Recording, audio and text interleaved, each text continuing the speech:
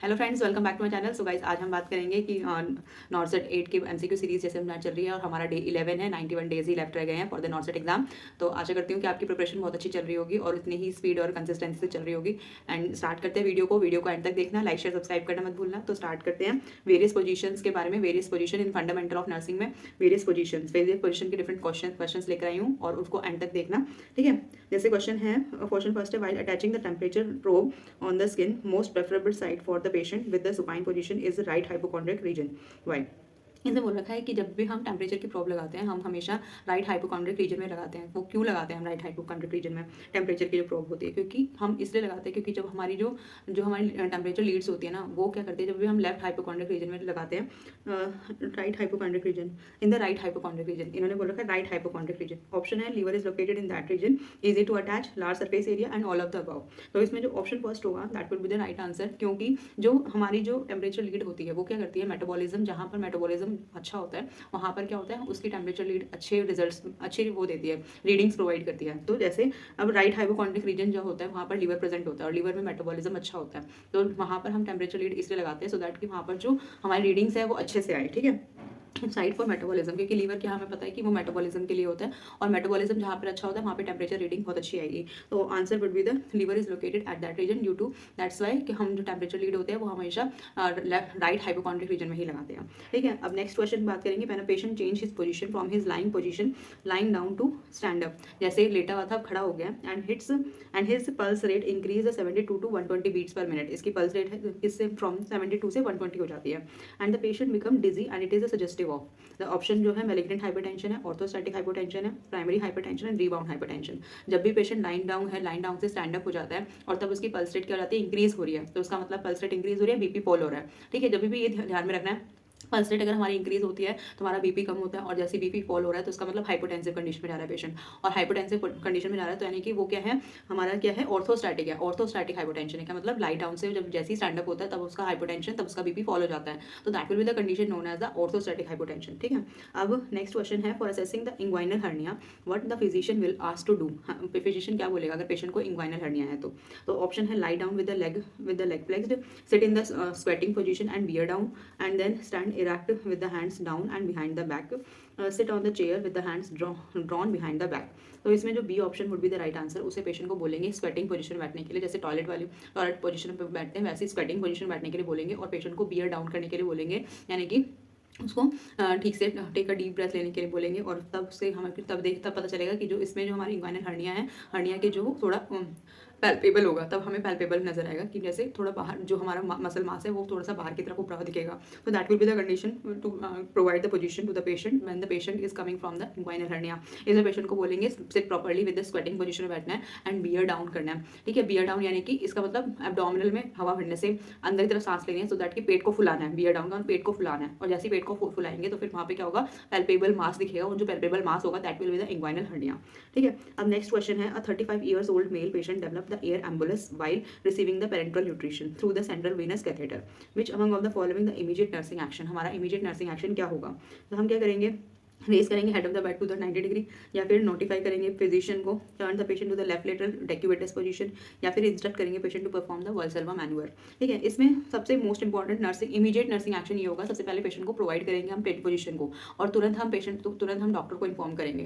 पहले हम जो पोजीशन को प्रोवाइड करेंगे, left lateral position, side line position बोलेंगे पेशेंट को लेने के लिए, डेक्यूवेटस पोजीशन है ना, टर्न करेंगे पेशेंट को लेफ्ट लेटरल पोजीशन में, सो दैट की पेशेंट जो एम्बुलेंस है डायरेक्टली हार्ट में ना आए, जिसकी वजह से पेशेंट को कोई भी एम्बुलेंस होने की वजह से क्या हो सकता है, पेशेंट को अटैक जैसे कंडीशन भी हो सकती है। तो ये वाली कंडीशन के लिए पेशेंट को बोलेंगे कि लेफ्ट लेटरल पोजीशन लेना है, और तभी तुरंत हमें नोटिफाई करना है फिजिशियन इमीडिएटली, ठीक है। तो फिर B option C will be the right answer.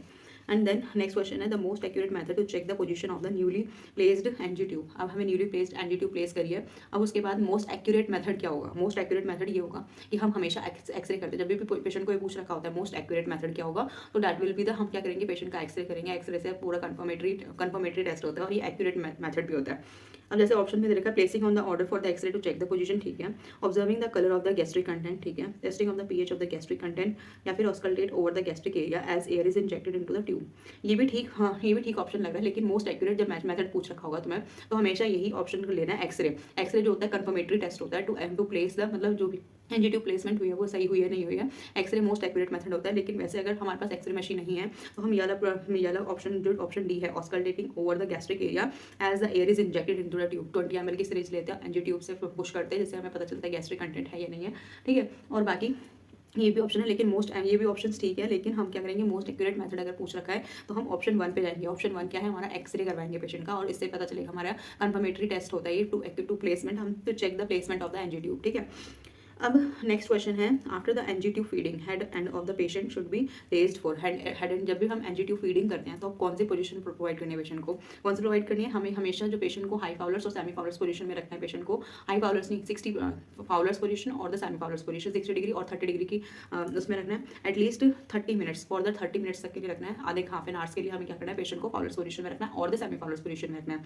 तो ऑप्शन क्या है, 30 to 60 डिग्री एटलीस्ट 15 मिनट्स, नहीं 30 to 60 डिग्री एटलीस्ट 30 मिनट्स, ठीक है, और C option 45 to 60 degree at least for 15 minutes, नहीं 45 to 60 degree at least for the 30 minutes. हमें option would be the right answer, हमारा B option would be the right answer होगा हमारा। हमें हमेशा सेमी फाउलर्स और द फाउलर्स पोजीशन में रखना होता है फॉर द 30 मिनट्स के लिए, सो दैट की जो गैस्ट्रिक कंटेंट जो है वो बैकफ्लो एस्पिरेट ना कर जाए। ठीक है, पेशेंट का, इसलिए हम पेशेंट को सेमी फाउलर्स और द फाउलर्स पोजीशन देते हैं पेशेंट को after giving the NG feeding.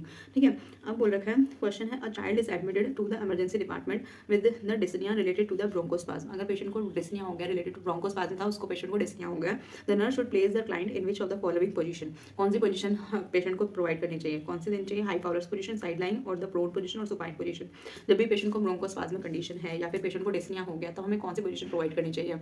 अब इसमें ऑप्शन दे रखा है, high Fowler's position, side line position, prone position या फिर सुपाइन पोजीशन। इसमें हमारी मोस्ट प्रेफरेबल जो पोजीशन होगी that will be the high Fowler's position, क्योंकि हाई फाउलर्स पोजीशन वो होती है, इसमें क्या होता है, पेशेंट अगर हम हाई फाउलर्स पोजीशन होता है तो हमारी जो एब्डोमिनल मसल्स जो होती है कंप्रेस हो जाती है, जिससे लंग्स को पूरे एक्सपैंड हो जाते हैं। जब भी हमारी हाई फाउलर्स पोजीशन देते हैं पेशेंट को, हमारे लंग्स जो होते हैं पूरे अच्छे से एक्सपैंड हो जाते हैं, सो दैट कि इजीली एयर का एक्सचेंज होता है और हमारे जो एब्डोमिनल मसल्स थोड़ी कंप्रेस हो जाती है, इसलिए हम पेशेंट को हाई फाउलर्स पोजीशन देते हैं, सो दैट कि एयर का एक्सचेंज ईजिली हो और ईजिली पेशेंट को जो डिस्कम्फर्ट हो रहा है, डिस्निया टाइप कंडीशन हो रही है, वो वाली पेशेंट को रिलीव हो जाए।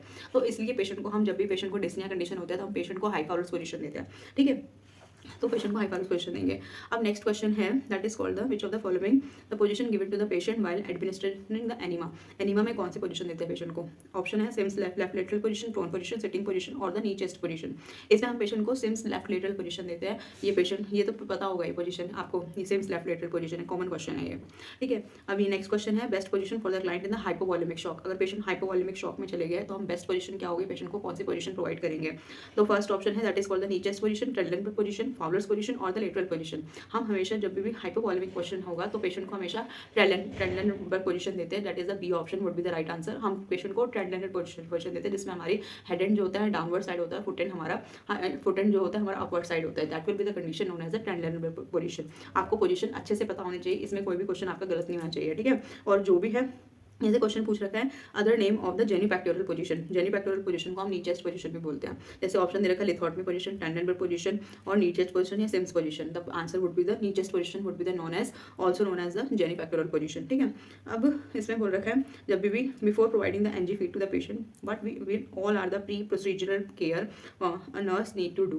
प्री प्रोसीजरल केयर कौन सी होती है, फर्स्ट हम प्रोवाइड करेंगे फाउलर पोजीशन, ठीक है, एब्डोमिनल गर्ड को चेक करेंगे, एस्पिरेट द गैस्ट्रिक कंटेंट, या फिर हम क्या करेंगे, D all of the above. All of the above सही है ऑप्शन, जो D option would be the right answer, all of the above करेंगे। प्रोवाइड करेंगे पोजीशन को, एब्डोमिनल गर्थ चेक करेंगे, गैस्ट्रिक कंटेंट चेक करेंगे, एस्पिरेट करने के बाद अगर गैस्ट्रिक कंटेंट 20 to 50 ml से ज़्यादा है तो हम कभी भी फीड नहीं देंगे, अगर उससे कम है तब हम पेशेंट को फीड देंगे। आफ्टर 2 to 4 आवर्स के बाद ही हम पेशेंट को फीड देते हैं एनजी फीड। फिर भी उसमें भी हम चेक करते हैं, एब्डोमिनल गर्थ को चेक करेंगे, पूरा पेट फुला हुआ तो नहीं है पेशेंट का, या फिर पेशेंट का एस्पिरेट कंटेंट को एस्पिरेट करके देखें कितना कंटेंट आ रहा है। तो अगर नहीं आ रहा है तो हम वापस उस कंटेंट को दोबारा से उसमें डाल देते हैं, in the gastric NG tube में दोबारा से हम डाल देते हैं।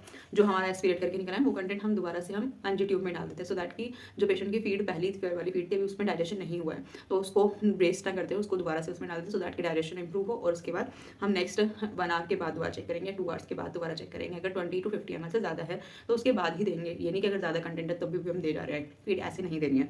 ठीक है, तो ये सारे question, I hope you understood these kind of questions and you also should continue maintain the continuity for your exam, नॉर्सेट exam, क्योंकि बहुत कम डेज रह गए हैं। अपनी कंसिस्टेंसी को मेंटेन रखना है और अपनी तैयारी को पूरे अच्छे से रखना है। आपको ये रखना है कि आपको सिर्फ और सिर्फ एक सीट चाहिए, चाहे दुनिया कुछ भी बोलते रहे। आप कितनी सीट्स है, कितनी सीट्स नहीं है, कहाँ पर जाना है, ये दुनिया सिर्फ और सिर्फ बोलने के लिए, आपका ध्यान डाइवर्ट करने के लिए आपको सिर्फ और सिर्फ अपनी प्रिपरेशन पे ध्यान रखना लगाना है, अपने आज के दिन को बेहतर बनाना है, यानी कि अपनी आज को इफेक्टिव यूटिलाइजेशन करना है। Today is yours, today is yours, इसलिए अपना effective utilization of your today, ठीक है। अपना आज के दिन को अपना इफेक्टिव यूटिलाइजेशन करोगे तो easily you can achieve your goal which you want. And thank you for listening me.